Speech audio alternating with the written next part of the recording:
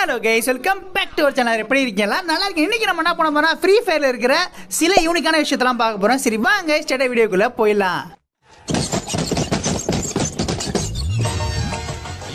கைப்புள்ள அருவலோட கிளம்பிட்டானே, இன்னைக்கு எத்தனை தலை ஊர்ல போதோ தெரியலையே. ஃப்ரீ ஃபயர்ல இருக்கிற மொத யூனிக்கான விஷயமே கேரக்டர்ஸ். ஃப்ரீ ஃபயர்ல எக்கச்சக்கமான கேரக்டர் இருக்கு. எந்த கேம்லயுமே இந்த அளவு கேரக்டர் இருக்காது.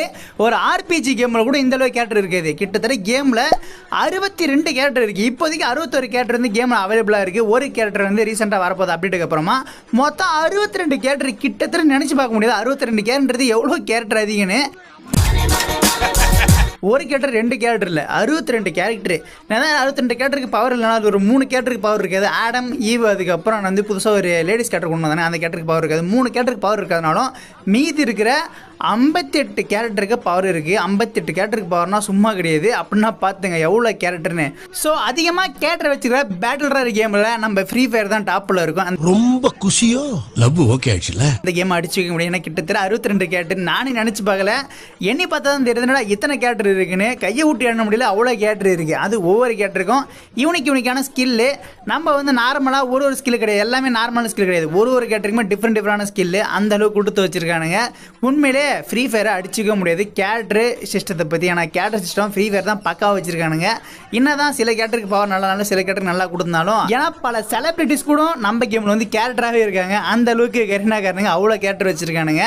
அதுக்கப்புறம் ரெண்டாவது யூனிக்கான விஷயம் வந்து பெட்ஸு. ஃப்ரீ ஃபயர் தான் பெட் வந்து முதல்ல கொண்டு வந்தானுங்க. நிறைய கேமில் கொண்டு வந்திருக்கலாம், இருந்தாலும் பேட்டரில் மெயினாக இருக்கிற கேமில் ஃப்ரீ ஃபயர் தான் கொண்டு வந்தானுங்க. பப்ஜிக்கு முன்னாடியே கொண்டு வந்துட்டானுங்க. என்னதான் கொண்டு வந்தாலும் பெட்டுமே பார்த்தீங்கன்னா கிட்டத்தட்ட 22 பெட்டு இருக்குது. நினச்சி கூட பார்க்க முடியல. நம்ம நார்மலாக பார்க்குறப்ப கம்மியாக மாதிரி தான் இருக்குது. ஆனால் எண்ணி பார்த்தா தான் தெரியுது இத்தனை பெட்டு கொண்டு வந்திருக்கானுங்கன்னு. கிட்டத்தட்ட 22 பெட்டு இருக்குது. 22 பெட்டுமே யூனிக்கான எபிலிட்டி கொண்டது. ஃபஸ்ட்டு கொண்டு வந்த பெட்டு வந்து பார்த்தீங்கன்னா ஒரு டாக் தான் கொண்டு வந்தானுங்க. டாகை கேட்டான்னு தெரியல, எனக்கு சரி தெரியல. நீங்கள் வந்து கமெண்ட் பண்ணுங்கள், டாக் கொண்டு வந்தாலும் இல்லை கேட்டு கொண்டு வந்தாங்க. எனக்கு டாக் தான் நினைக்கிறேன். மெக்கானிக்கல் பப்பின்னு ஒன்று கொண்டு வந்தானுங்க.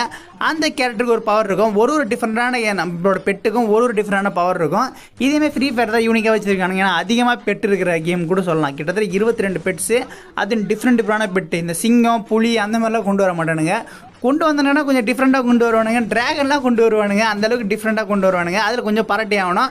இதுவுமே ஃப்ரீ ஃபயரில் யூனிக்கான இருக்கிற இன்னொரு விஷயம் சொல்லுவாங்க. பெட்டு ஒரு யூனிக்கான விஷயம். அதுக்கப்புறம் இப்போ 3வது விஷயம் தான் சொல்கிறேன். 3வது விஷயம் பார்த்தீங்கன்னா, இந்த கேமை வந்து ஃபேமஸ் ஆக்கணும். இதே விஷயம் தான். இப்போ கேம் வந்து நிறைய பேர் பிடிக்காமல் போகிறது இதே விஷயம் தான். குளோவாலால் தான் ஃப்ரீ ஃபயர் வந்து செம்ம ஃபேமஸ் ஆச்சு. ஆனால் குளோவால் தான் ஒரு யூனிக்கான டெக்னாலஜி, யூனிக்கான டெக்கு யாருமே கொண்டு வரல. நம்ம ஃப்ரீ ஃபயருக்காரனுங்க கண்டுபிடிச்சி கொண்டு வந்தானுங்க. செம்ம ஃபேமஸ் ஆச்சு. கேம் செம்ம ஃபேமஸ்ஸு. எல்லா இடத்துலையும் பட்டி தொழிலாம் பரவிச்சு. அதுக்கு முக்கியமான காரணம் வந்து குளோவால் தான். ஏன்னா குளோவால்னால் நிறைய பேர் இந்த கேம் வந்து பிடிக்காமல் போயிருக்கோம். அது ஒரு சூப்பரான மெக்கானிக்ஸும். ஏன்னா கொஞ்சம் ஸ்கில்லும் டெவலப் பண்ணலாம். ஸ்கில் இருக்கிற மட்டும் தான் விளையாட முடியும்.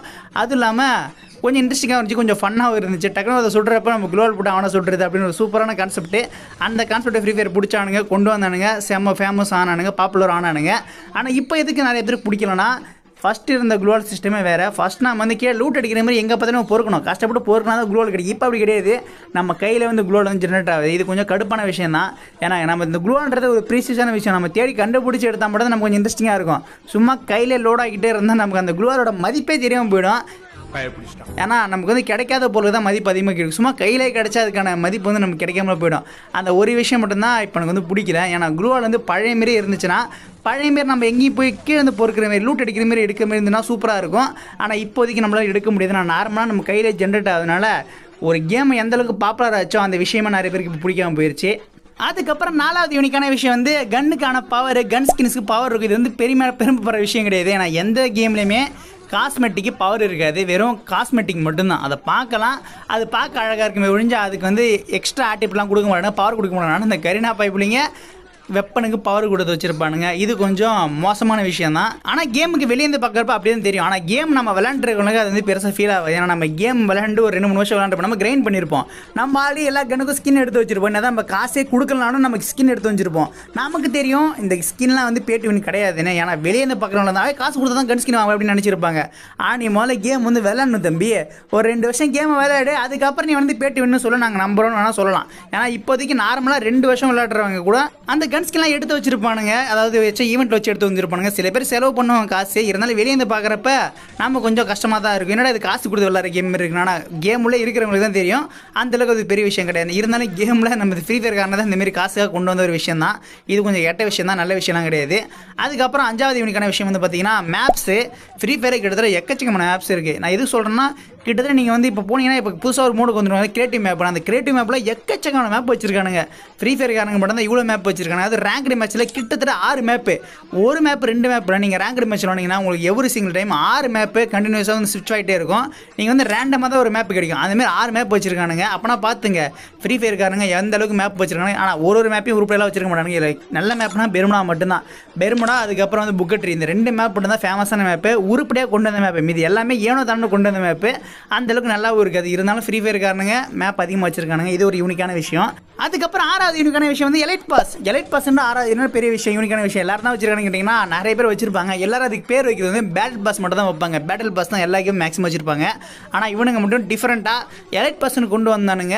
அது உண்மையில சூப்பரான பேர். எலைட் பாஸ்ன்றது நல்ல பேர். ஃப்ரீ ஃபயர் காரணம் தான் கொண்டு வந்தானுங்க. அதுக்கப்புறம் எதுக்கு தூக்குறாங்கன்னு அவனுக்கு தெரியாது, நமக்கும் தெரியாது. ஏன்னா யூனிக்காக ஒரு விஷயத்தை கொண்டு வந்து அந்த விஷயத்தை தூக்கிட்டானுங்க. ஏன்னா கேமில் இந்த கேமில் மட்டும் தான், ஃப்ரீ ஃபயரில் மட்டும் தான் எலைட் பாஸ்ன்னு இருந்துச்சு. மற்ற எல்லா கேம்லையுமே பேட்டில் பாஸ் மட்டும்தான் இருக்கும். பேட்டில் பாஸ்லாம் ஒன்றும் இல்லை, எலைட் பாஸ் தான் பேட்டில் பாஸ். ஆனால் பேர் வேறு மாதிரி இருக்கும். ஆனால் இதில் வந்து யூனிக்காக எலைட் பாஸ் கொண்டு வந்தாலும் சரி. ஓகே கைஸ், இதில் எந்த யூனிக்கான விஷயம் உங்களுக்கு பிடிச்சுன்னு மறக்காம கமெண்ட் பண்ணுங்கள். இந்த வீடியோ உங்களுக்கு பிடிச்சுன்னு நினைக்கிறேன். பாய் பாய், டேக் கேர்.